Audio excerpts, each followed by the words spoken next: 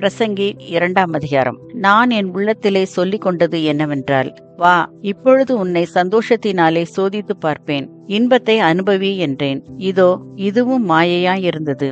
நகைப்பை குறித்து அது பைத்தியம் என்றும், சந்தோஷத்தை குறித்து அது என்ன செய்யும் என்றும் சொன்னேன். வானத்தின் கீழ் மனுபுத்திரர் உயிரோடு இருக்கும் நாளளவும் பெற்று அனுபவிக்கத்தக்கது இன்னதென்று அறியும் பொருட்டு என் இருதயத்தை ஞானத்தால் தேற்றிக் கொண்டிருக்கும் போதே நான் என் தேகத்தை மதுபானத்தால் சீராட்டி கொண்டிருக்கவும் மதியினத்தை பற்றி கொண்டிருக்கவும் என் உள்ளத்தில் வகை தேடினேன். நான் பெரிய வேலைகளை செய்தேன். எனக்காக வீடுகளை கட்டினேன், திராட்சை தோட்டங்களை நாட்டினேன். எனக்காக தோட்டங்களையும் சிங்கார வனங்களையும் உண்டாக்கி அவைகளில் சகல வகை கனி விருட்சங்களையும் நாட்டினேன். மரங்கள் பயிராகும் தோப்புக்கு நீர் பாய்ச்சுகிறதற்கு குளங்களை உண்டு பண்ணினேன். வேலைக்காரரையும் வேலைக்காரிகளையும் சம்பாதித்தேன். வீட்டிலும் வேலைக்காரர் பிறந்தார்கள். எனக்கு முன் எருசலேமில் இருந்த எல்லாரை பார்க்கிலும் ஆடு மாடு முதலான திரண்ட ஆஸ்திகள் எனக்கு இருந்தது. வெள்ளியையும் பொன்னையும் ராஜ சம்பத்தையும் மாகாணங்களில் உள்ள பொருள்களையும் சேகரித்தேன். சங்கீதக்காரரையும் சங்கீதக்காரிகளையும் மனுபுத்திரருக்கு இன்பமான பலவித வாத்தியங்களையும் சம்பாதித்தேன்.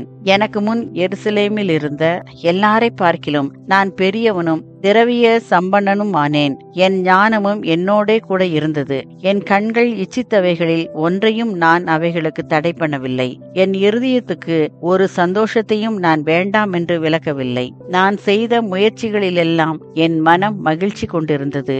இதுவே என் பிரயாசங்கள் எல்லாவற்றினாலும் எனக்கு வந்த பலன். என் கைகள் செய்த சகல வேலைகளையும் நான் பட்ட எல்லா பிரயாசத்தையும் கண்ணோக்கி பார்த்தேன். இதோ எல்லாம் மாயையும் மனதுக்கு சஞ்சலமுமாயிருந்தது. சூரியனுக்கு கீழே பலன் ஒன்றுமில்லை. பின்பு நான் ஞானமானது என்ன என்றும் பைத்தியமும் மதியினமும் என்ன என்றும் பார்த்து அறியும்படி திரும்பினேன். ராஜாவுக்கு பின்வரும் மனுஷன் என்ன செய்யக்கூடும்? செய்ததையே செய்வான். இருளை பார்க்கிலும் வெளிச்சம் எவ்வளவு உத்தமமோ அவ்வளவாய் மதியினத்தை பார்க்கிலும் ஞானம் உத்தமம் என்று கண்டேன். ஞானியின் கண்கள் அவன் முகத்திலே இருக்கிறது, மூடனோ இருளிலே நடக்கிறான். ஆகிலும் அவர்கள் எல்லாருக்கும் ஒரே விதமாய் சம்பவிக்கிறது என்று கண்டேன். மூடனுக்கு சம்பவிக்கிறது போல எனக்கும் சம்பவிக்கிறதே.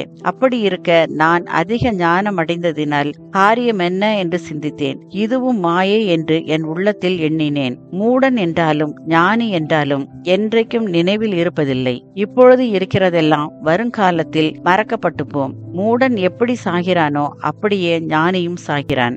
ஆகையால் இந்த ஜீவனை வெறுத்தேன். சூரியனுக்கு கீழே செய்யப்படும் கிரியை எல்லாம் எனக்கு விசனமாயிருந்தது.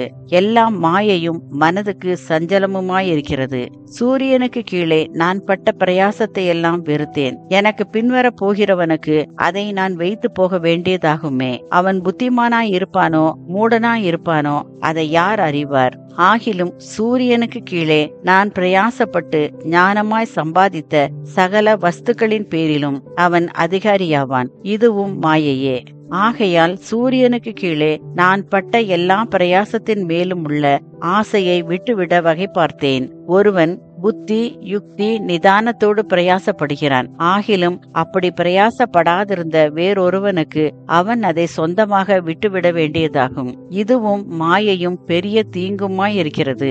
மனுஷன் சூரியனுக்கு கீழே படுகிற எல்லா பிரயாசத்தினாலும் அவனுடைய இருதயத்தின் எண்ணங்களினாலும் அவனுக்கு பலன் என்ன? அவன் நாட்களெல்லாம் அலுப்புள்ளது, அவன் வேலைகள் வருத்தமுள்ளது. ராத்திரியிலும் அவன் மனதுக்கு இளைப்பாறுதல் இல்லை. இதுவும் மாயையே. மனுஷன் புசித்து குடித்து தன் பிரயாசத்தின் பலனை அனுபவிப்பதை பார்க்கிலும் அவனுக்கு ஒரு நன்மையும் இல்லை. இதுவும் தேவனுடைய கரத்திலிருந்து வருகிறது என்று நான் கண்டேன். என்னை பார்க்கிலும் சம்பிரமமாய் சாப்பிடத்தக்கவன் யார்? என்னை பார்க்கிலும் துரிதமாய் சம்பாதிக்கத்தக்கவன் யார்? தேவன் தமது பார்வைக்கு நல்லவனாய் இருக்கிறவனுக்கு ஞானத்தையும் அறிவையும் இன்பத்தையும் அளிக்கிறார். பாவம் செய்கிறவனுக்கோ தமது பார்வைக்கு நல்லவனாய் இருக்கிறவன் வசமாய் வைத்துவிட்டு போகும் பொருட்டு சேர்த்து குவித்து வைக்கும் தொல்லையை அவர் நியமித்திருக்கிறார். இதுவும் மாயையும் மனதுக்கு சஞ்சலமுமாய் இருக்கிறது என்பதே. ஆமேன்.